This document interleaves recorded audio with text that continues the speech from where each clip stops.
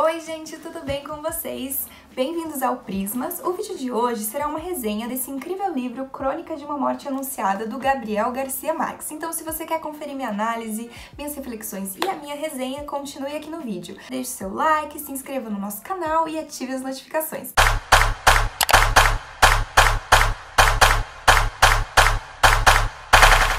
Esse livro, então, é escrito pelo incrível Gabriel Garcia Marques. Esse não é o mais famoso livro dele. Um ano antes dele escrever... Não, pera. Um ano depois, né, gente? Oi! Oi! Ele escreveu esse livro em 1981 e já no ano seguinte ele ganhou o Prêmio Nobel de Literatura. Inclusive, está escrito aqui. Esse livro é um livro super rápido de ler. Ele tem cerca de 157 páginas na minha edição. Esse não é o livro mais famoso do autor colombiano. Sim, ele é colombiano, latino-americano. Os livros mais famosos dele, com certeza, é Os 100 Anos de Solidão e também O Amor nos Tempos de Cólera. Mas eu não comecei por nenhum desses dois e não foi porque eu não quis, foi porque, na verdade, eu ganhei este livro numa corrente do Instagram. Então, muito obrigada quem me mandou. Eu gostei muito da leitura. Eu li em 5 dias, porque eu também tenho outras coisas do cursinho pra ler, mas se fosse um período de férias, eu com certeza leria só em um dia.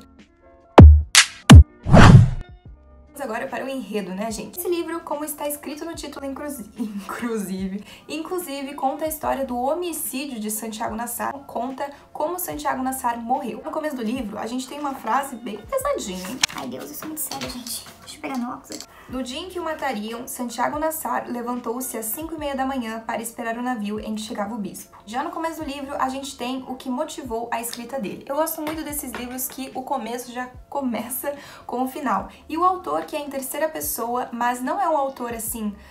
de fora, ele é um autor que vivenciou toda aquela morte, que presenciou todo o movimento que aconteceu naquele dia, e ele é primo, inclusive, dos caras que assassinaram Santiago Nassar. Isso não é spoiler, porque se você digitar no Google, é baseado numa história real e tá escrito lá na sinopse que tá postado no Wikipedia. Esse livro conta a história de Santiago Nassar, morto pelos dois irmãos Vicário, dois irmãos gêmeos Vicário, Pedro e Pablo Vicário, que são irmãos da Ângela Vicário. Esse livro também eu notei que ele é rodeado de nomes, tipo, muitos personagens, fiquei meio perdida, mas eu acho que isso é costumeiro do autor, porque em 100 Anos de Solidão tem toda uma árvore genealógica, inclusive em muitas edições, né? Então eu acho que deve ser coisa do autor mesmo. Então, Santiago Nassar é assassinado nesse dia.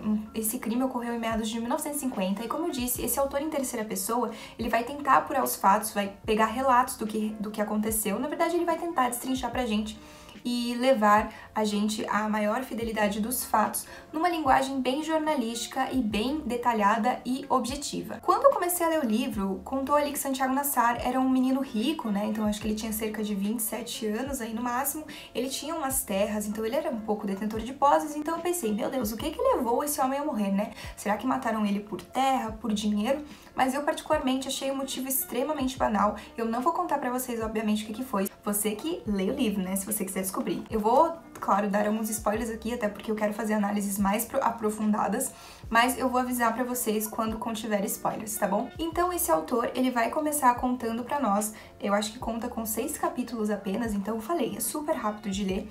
Ele vai começando a descrever pra nós quando Santiago acorda até o momento da sua morte. E a gente não sabe absolutamente nada do que tá acontecendo ali. Mas uma coisa a gente tem certeza, todo mundo na vila sabe que ele vai morrer. E você fica assim, quê?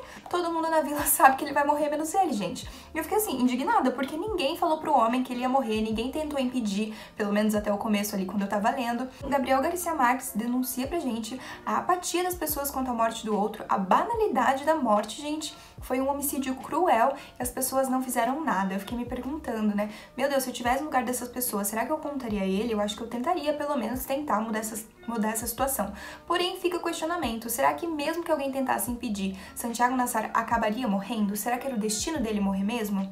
Bom, isso a gente nunca vai saber, né, gente? Agora eu vou contar um pouco mais sobre uma parte do livro, a história do livro, que se relaciona também com a morte de Santiago Nassar, que me incomodou muito, e a partir daqui vou tecer algumas reflexões pra vocês. Vai conter spoilers, então se você não quer saber nada, não veja essa parte. Então, como eu falei pra vocês, ele é assassinado por Pedro e Pablo Vicário, que são irmãos gêmeos da Ângela Vicário. A Ângela Vicário, ela é prima, então, do autor, que tá contando pra nós, com base em relatos que ele recolheu daquele dia, com base no que ele vivenciou, do que ele lembra daquele dia.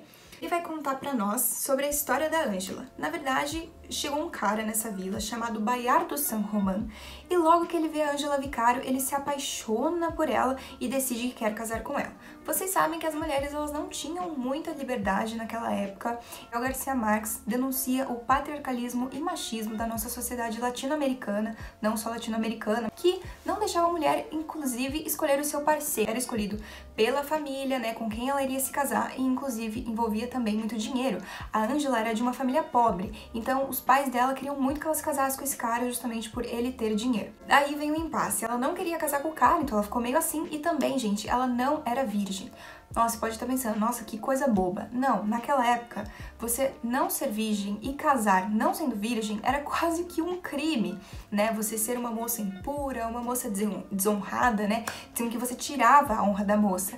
E ela ficou muito preocupada porque na noite de núpcias ela teria que provar que ela era virgem, ou seja, ela teria que manchar o lençol de vermelho e isso, como vocês sabem, não aconteceu.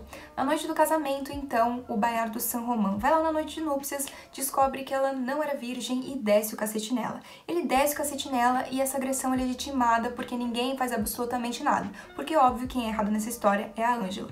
Eu fiquei absolutamente abismada quando eu tava lendo isso. A mulher não podia ter decisão sobre o próprio corpo. As pessoas tinham conhecimento até da virgindade dela, do que ela faz em quatro paredes, o que eu acho que é inadmissível. E diante disso, então, claro que todo mundo da cidade tomou conhecimento acerca disso. Bom, eu não vou mais dar spoilers por aqui, mas uma coisa que eu queria comentar, e eu vou pegar meu óculos aqui pra eu ler agora, é que depois de toda essa trama que a Ângela estava envolvida, também isso aconteceu meio que tudo também perto do período ali do assassinato do Santiago Nassar, tem um período aqui que depois de muito tempo, depois de 20 anos depois, inclusive a Ângela apanhava da mãe dela por conta disso, ela se sentia culpada por ter enganado o marido, né, gente? Pelo amor de Deus. Vou ler pra vocês. Para a imensa maioria, houve uma única vítima, Bayard do Saint-Romain. E aqui falam, né, que Bayard do Saint-Romain era visto como coitadinho, que na verdade quem era o coitado dessa história, quem saiu perdendo foi ele que foi humilhado por ter se casado com uma menina impura. Então assim, nessa parte você vê, né, que realmente a mulher não tinha controle algum sobre o corpo dela, mas a gente sabe que em muitos países do mundo isso ainda prevalece. Infelizmente as mulheres em muitos lugares ainda não têm direito sobre o seu próprio corpo. Depois que ele finalmente é assassinado, né, a população parece que vive num coro, assim, e a partir do momento em que ele é finalmente assassinado, todo mundo meio que solta um som de ufa. Tipo, finalmente aconteceu aquilo que todo mundo tava aguardando. No final, gente, todo mundo foi cúmplice desse assassinato, porque ninguém mesmo contou pra ele o que ia acontecer. As únicas pessoas que não sabiam era ele e a mãe dele. Eu achei muito, muito triste isso. Eu fiquei com muito dó do Santiago Nassar, de verdade. E no final do livro, fica em aberto, né, essa questão, se o que motivou o crime realmente aconteceu ou não. Vocês têm que ler pra entender, gente. Eu não vou dar spoiler aqui. E eu fiquei um pouco receosa quanto à veracidade dos fatos realmente, porque apesar do narrador tentar fazer uma sequenciação de fatos, um quebra-cabeça, que no final do último capítulo vai se juntar na nossa cabeça, a gente vai realmente entender o que aconteceu e o que sucedeu, então ele vai falar um pouco dos fatos que antecederam e depois até a morte realmente de Santiago Nassar. Fica aí realmente a dúvida se o que os relatos que foram dados a ele realmente são verossímeis? Será que as pessoas escondiam certa parte também do sentimento velado delas? Então também não dá pra confiar muito na testemunha das pessoas. E tem outras questões também que dá pra debater, mas eu realmente quis trazer a questão da mulher aqui, porque eu acho que é bem gritante essa questão. Meu cachorro está latindo aqui atrás.